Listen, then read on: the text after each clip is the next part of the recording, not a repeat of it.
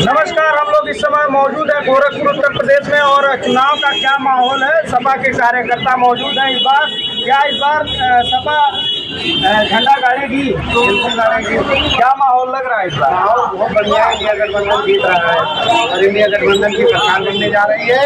गोरखपुर से काजल बहुमत से बड़ी संख्या में वो जीत रहे हैं। अच्छा, आपकी सरकार अगर बनती है तो युवाओं के लिए क्या योजनाएं लाएगी? बहुत सारी योजनाएं। शायद आपने इंडिया गठबंधन का घोषणा पत्र नहीं देखा। अच्छा, तो आप बता दीजिए। इंडिया गठबंधन की सरकार बनती है तो सबसे बड़ी समस्या ये है कि 2014 के बाद जो अब तक पेपर हुए हैं, लगभग 9 पेपर निकले और लीक हुए, एक भी पेपर नहीं हुआ। तो बहुत बड़ी संख्या में पढ़े लिखे जो नौजवान हमारे बेरोजगार हैं, उनके योग्यता के अनुसार 30 लाख पक्की नौकरी सरकार देने जा रही है। 30 लाख पक्की नौकरी देने जा रही है। अच्छा, जो शिक्षा पे 18% GST लगा हुआ है, इस पे क्या करेगी आपकी सरकार? बिल्कुल GST मुक्त करेगी। ये शिक्षा पे तो कोई GST लगने नहीं चाहिए। हमारे घोषणा पत्र में जैसे हमारे राष्ट्रीय अध्यक्ष अखिलेश यादव ने कहा है कि लड़कियों की शिक्षा पहली क्लास से लेके MA तक की शिक्षा बिल्कुल मुफ्त हो। अच्छा दीजिए कि अगर सपा झंडा गाड़ लेती है पूर्ण बहुमत से तो सुने हैं डाटा और आटा फ्री में उपलब्ध कराएंगे। देखिए, अभी तक जो ये सरकार है, ये सरकार यही घूम के प्रचार कर रही है कि हम देश में 80 करोड़ लोगों को 5 किलो राशन उपलब्ध करा रहे हैं। तो वो भी घटिया किस्म का राशन उपलब्ध करा रहे हैं, उसी पे ये वोट मांगते हैं। इनका किसी प्रकार का कोई विकास देश में नहीं हुआ। न शिक्षा पे इन्होंने काम किया, न बेरोजगारी में काम किया, न इन्होंने स्वास्थ्य पे अच्छा काम किया। तो जो अगर हमारी सरकार बनती है तो 10 किलो उत्कृष्ट जो अच्छे लोग शक्ति भोग जैसा आटा खाते हैं लोग, उस तरह का 10 किलो साफ सुथरा आटा दिया जाएगा। और आटा के साथ साथ 500 रुपये का डाटा नौजवानों को पढ़ने के लिए जो है मुफ्त में दिया जाएगा। क्या आपकी भी सरकार आएगी तो फोटो लगा करके मोबाइल देगी?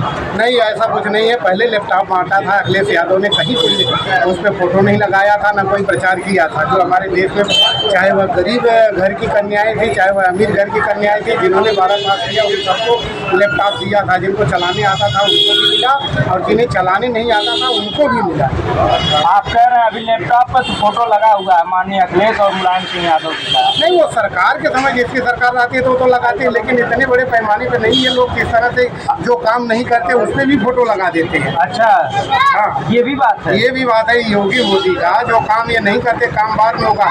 100 करोड़ का बजट पास होगा, 200 करोड़ रुपए का उसमें पहले से ही एडवर्टाइजमेंट का इनका खर्चा आ जाता है। किसानों के प्रति आपकी सरकार क्या योजनाएं लाएंगी? आपको पता है माननीय मुलायम सिंह धरती पुत्र इसीलिए कहे जाते थे, किसानों के वो मसीहा थे। और जब तक वो इस देश के मुख्यमंत्री रहे, किसानों के लिए उन्होंने बहुत काम किया। यह सरकार देश के आज़ादी के बाद अब तक 70 सालों में इतना किसान विरोधी कोई सरकार नहीं हुई। इन्होंने जो काला कानून पास किया था, 15 महीने तक जो धरना प्रदर्शन किसान करते रहे, उसमें लगभग 750 किसानों की जान गई। उसका जिम्मेदार कौन होगा? मोदी सरकार होंगे या योगी होंगे? तो इन्होंने किसानों का जितना हित किया है और किसी सरकार ने नहीं किया, बहुत ज़्यादा हित इन्होंने किया।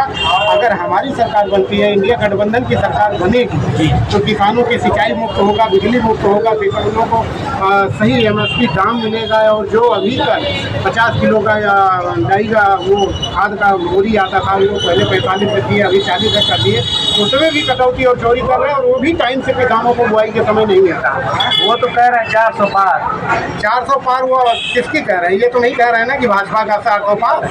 कह तो रहे हैं 400 पार। वो 400 पार अब की बार 400 पार कह रहे हैं, तो अब वो तो ये भी हो सकता है कि अरहर की दाल 400 पार हो जाए और जो सब्जियां 400 पार हो जाए, फल 400 पार हो जाए। जो भी चीज़ें 200, 250, 300 रुपये किलो है, वो सब 400 पार जाएगी। वो 400 सीट पार की बात नहीं कर रहे, 400 पार की बात कर रहे हैं।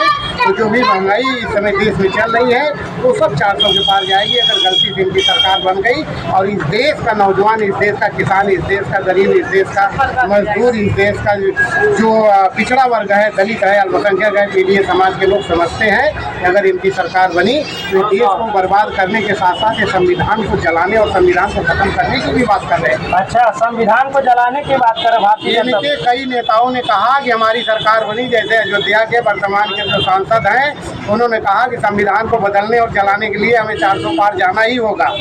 तो ये लोग संविधान को वाकई में अगर खत्म करने की बात कर रहे हैं, अगर गलती से इनकी सरकार बनी तो ये देश में मनुवाद व्यवस्था फिर से लाना चाहते हैं। दलित, पिछड़े और गरीब लोगों के जो है जीना ये मुहाल कर देंगे। इनकी खेती, इनकी ज़मीन सब छीन करके ये अडानी और अंबानी को दे देंगे। लेकिन सरकार तो कहती है हम गरीबों के मसीहा हैं। सरकार कहती है गरीबों के मसीहा हैं। देश के आज़ादी के 65-70 सालों में इस देश में 40 करोड़ लोगों को गरीबों का राशन मिलता था।